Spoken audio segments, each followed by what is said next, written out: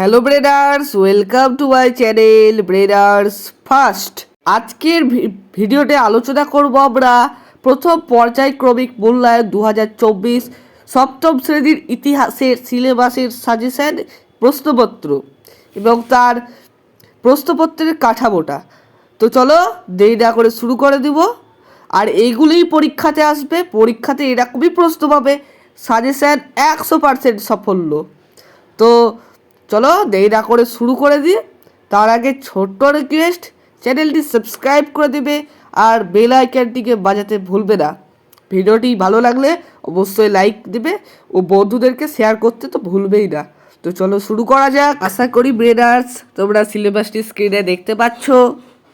এটি হলো প্রথম পর্যায়ক্রমিক মূল্যায়ন 2024-এর ইতিহাসের সিলেবাস ও প্রশ্নের কাঠামো এবং নম্বর বিভাজন।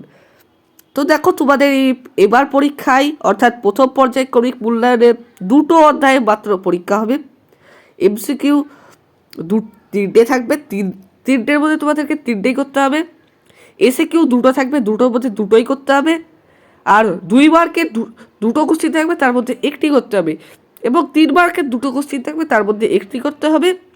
এবং 5 মার্কেরও একটি কোশ্চিন থাকবে, তার মধ্যে তোমাদেরকে দুটি কোশ্চিন থাকবে, একটি করতে হবে। তো 100% কমন সাজেশন।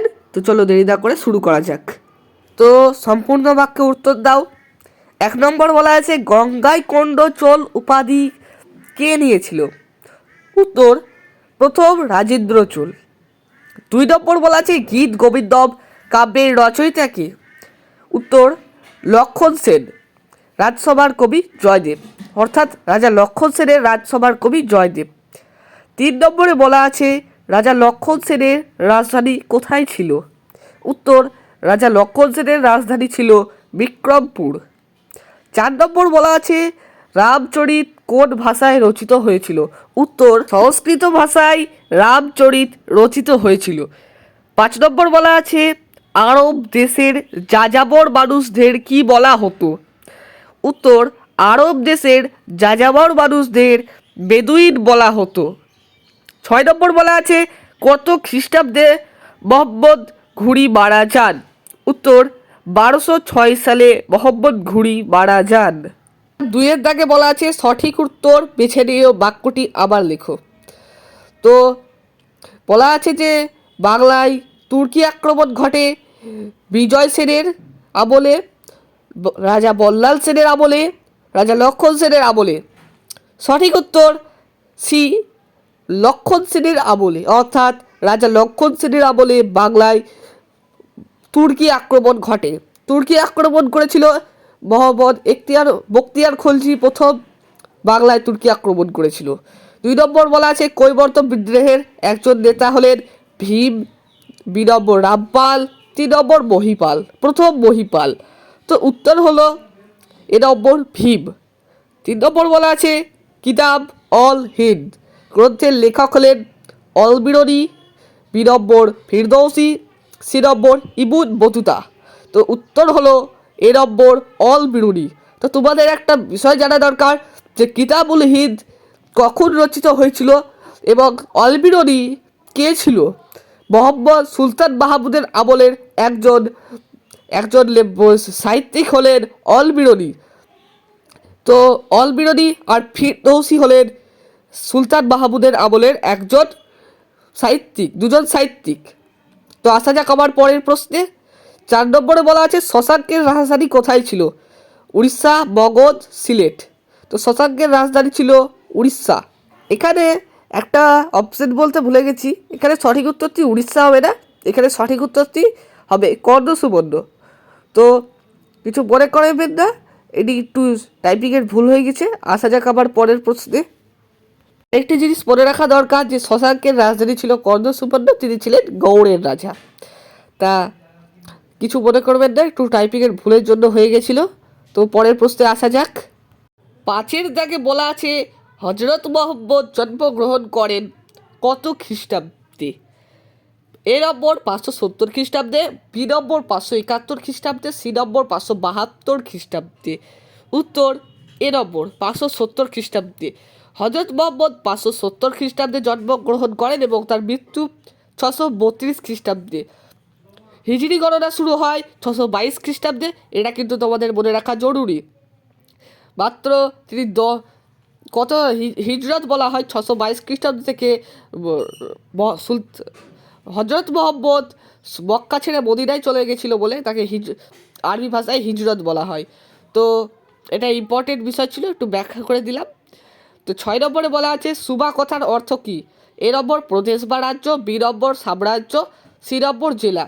উত্তর প্রদেশ বা রাজ্য। এ নম্বর হলো রাইট অ্যান্সার। আসা যাক পরের প্রশ্নে। তো 3-এর দাগে দেখো বলা আছে যে সংক্ষেপে উত্তর দাও, যে কোনো দুটি। তো অনেকগুলি প্রশ্ন থাকবে, 3টি থাকবে, তার মধ্যে তোমাদেরকে 2টি প্রশ্নের উত্তর দিতে হবে। 1-এর দাগে বলা আছে যে বাৎসর্যায় বলতে কি বোঝো? উত্তর বাংলার রাজা শশাঙ্কের মৃত্যুর পর 637 খ্রিস্টাব্দে শশাঙ্কের মৃত্যু হয়েছিল। পর তার পুত্র মানবদেব সিংহাসনে বসেন। তিনি মাত্র 8 মাস 5 দিন রাজত্ব করেছিলেন।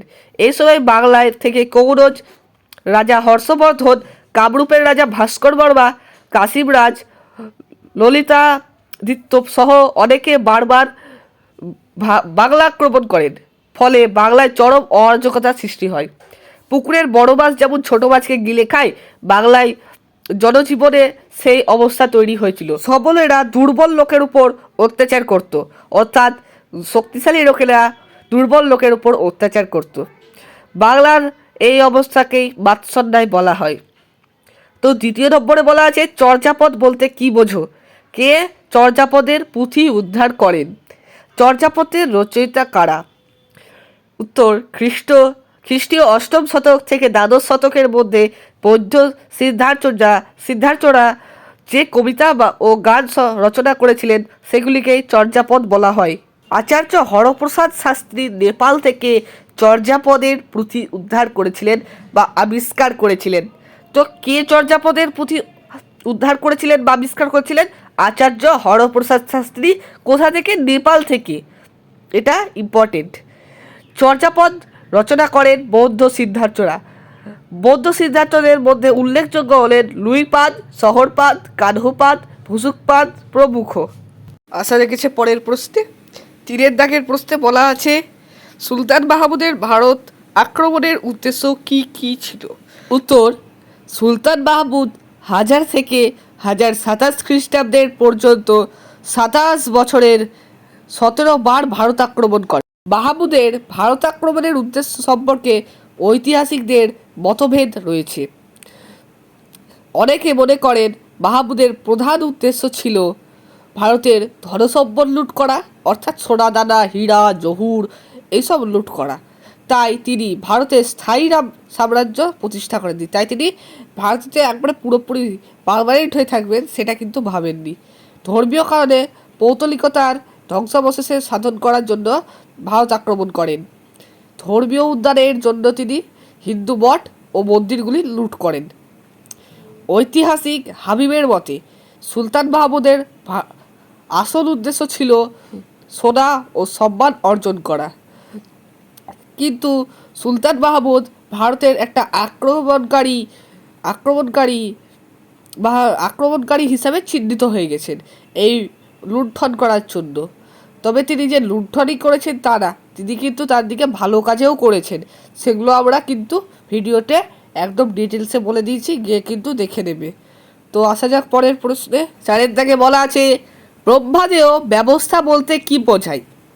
উত্তর দক্ষিণ ভারতের রাজাদের অনেকে স্থানীয় সামন্ত ও ব্রাহ্মণদের সঙ্গে ক্ষমতা ভাগ করে দিতেন।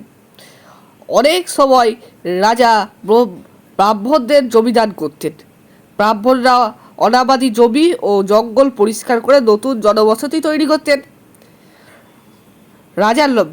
রাজা ব্রাহ্মণদের যে জমি দিতেন এবং তার জন্য ব্রাহ্মণদের কর দিতে হতো না, অর্থাৎ কোনো ট্যাক্স দিতে হতো না। যে যদি রাজা কাউকে জমি দিতেন তো তখনকার সময় ব্রাহ্মণদেরকে আর ট্যাক্স দিতে হতো না। রাজার জমিদারের এই ব্যবস্থাকেই ব্রহ্মদেয় ব্যবস্থা বলা হয়। এটা খুব ভেরি ইম্পর্টেন্ট, পরীক্ষায় আসবেই।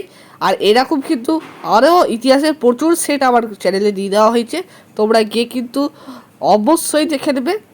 অবশ্যই দেখে নেবে কিন্তু।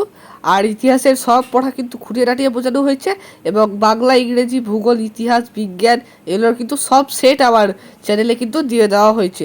তোমরা সবাই কিন্তু গিয়ে দেখে নেবে। আর অনেক ভিডিও দিয়ে দেওয়া হয়েছে ক্লাস 7-এর পুরো একবারে সব পড়া কিন্তু একবারে বুঝিয়ে দেওয়া হয়েছে। আশা করি তোমরা সবাই দেখবে। আর চ্যানেলটিকে সাবস্ক্রাইব করতে ভুলবে না। চ্যানেলটি সাবস্ক্রাইব করলে পড়তে আরও সুবিধা হয়, বুঝতে আরও সুবিধা হয় এবং পড়াও যায়। তো আর কারো যদি মনে হয় তাহলে এগুলো স্ক্রিনশট নিয়ে রাখতে পারো। তো বলা যাচ্ছে যে পাল ও সেট যুগে বাংলার কর বা রাজস্ব ব্যবস্থা কীরকম ছিল, তার আগে একটা জিনিস বলে রাখা দরকার, এবং একটা সেট তোমাদের সামনে আক্ষরিক আমি দিয়ে দিব, তোমরা এবারই দেখতে পাবে। এই প্রশ্নটার পরে আমি কিন্তু সেটটা দিয়ে দেবো। উত্তর: পাল ও সেট রাজারা প্রজাদের কাছ থেকে নানা ধরনের কর আদায় করত। কৃষি কর: রাজা কৃষি থেকে উৎপন্ন ফসল একাংশই কৃষি কাছ থেকে আদায় করতেন। বাণিজ্য কর: রাজারা ব্যবসা বাণিজ্য করার জন্য বণিকদের কাছ থেকে কর আদায় করতেন, তাকে ব্যবসা বাণিজ্য কর বলে। হাট হাট খেহাট থেকে কর আদায় করত। প্রজারা নিজেদের নিরাপত্তা নিশ্চিত করার জন্য রাজাকে কর দিত।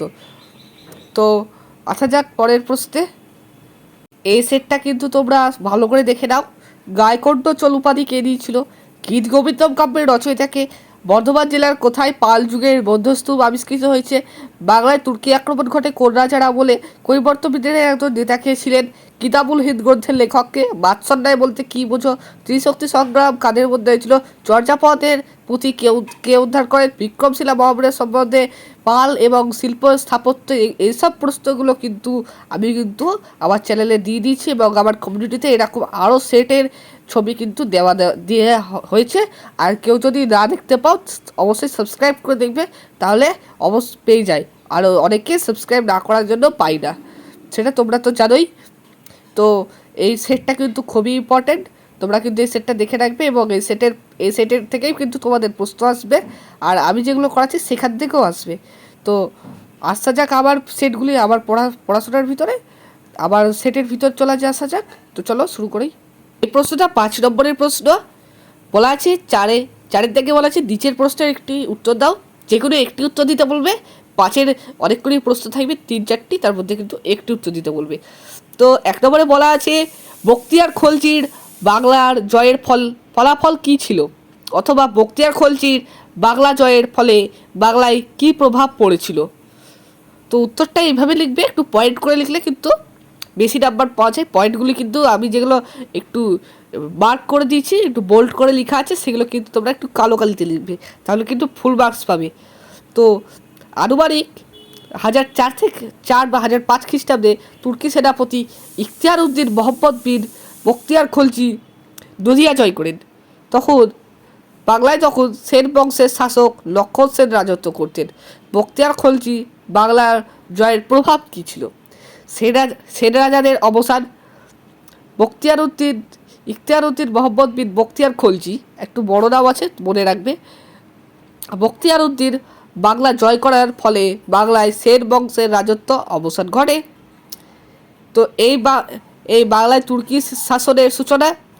বখতিয়ার খলজি বাংলা জয় করার পর তিনি তার অধিকৃত বাংলা রাজ্যকে কয়েকটি ভাগে ভাগ করেন। প্রত্যেকটি ভাগে তিনি একজন করে শাসনকর্তা নিযুক্ত করেন। এইসব শাসনকর্তা ছিলেন মূলত তার সেনাপতি। যারা এখনও সাবস্ক্রাইব করেনি সাবস্ক্রাইব করে দিবেন, ভিডিওটি লাইক দিয়ে দিবে, সাবস্ক্রাইব করে বেল আইকনটি অবশ্যই বাজাবে, এবং পরের ভিডিওগুলি কিন্তু পেতে আরও সুবিধা। বাংলায় ইসলাম সংস্কৃতির বিস্তার। বাংলা জয় করার পর বখতিয়ার খলজি লক্ষণাপতি বৌজিৎ শিক্ষার প্রসারের জন্য মাদ্রাসা এবং সুফি সাধকের বসবাসের জন্য আস্থানা তৈরি করে দিয়েছিলেন। এর ফলে বাংলায় শিক্ষা, ধর্ম, সংস্কৃতির বিস্তার ঘটেছিল। তো লক্ষণাপতির রাজ্যের সীমানা বৃদ্ধি। বাংলা নদিয়া দখল করার পর বখতিয়ার খলজি তার অধিকৃত বাংলায় সীমানার বিস্তার করেন। তার অধিকৃত সাম্রাজ্য সীমানা ছিল পূর্ব তিস্তা ও করতোয়া নদী থেকে পশ্চিম বিহার পর্যন্ত, উত্তর দিনাজপুর জেলার দেবকোট, রংপুর থেকে দক্ষিণে পদ্মা নদী পর্যন্ত। তো এই ছিল আজকের সেট। তো তো আশা করি সবাই বুঝতে পেরেছ। আর একবার সেটটি পড়ার ইচ্ছা হলে কিন্তু ভিডিওটি আবার প্রথম থেকে দেখবে, তাহলে বুঝতে আরও সুবিধে হবে। যারা সাবস্ক্রাইব করেছো অসংখ্য ধন্যবাদ। যারা এখনও সাবস্ক্রাইব করেনি তারা কিন্তু অবশ্যই সাবস্ক্রাইব করে দেবে, তাহলে পরের ভিডিওগুলি পেতে সুবিধে হবে। তো আবার দেখা হবে অন্য ভিডিওতে। আর আমার চ্যানেলে অনেক সাজেশান কোশ্চিন দিয়ে দেওয়া হয়, কোশ্চিন সমেত উত্তর দিয়ে দেওয়া হয়, শুধু কোশ্চিন দিয়ে দেওয়া হয় না। আর কমিউনিটিতে প্রচুর সাজেশান টাইপ কোশ্চিন দিয়ে দেওয়া হয়, সেগুলোর উত্তর ভিডিওতেও করে দেওয়া হয়। তো কমিউনিটি দেখলে অবশ্যই ভিডিওগুলোও দেখবে। তো আবার দেখা হবে অন্য ভিডিওতে। এই ছিল আজকের ভিডিও। Tata, bye bye.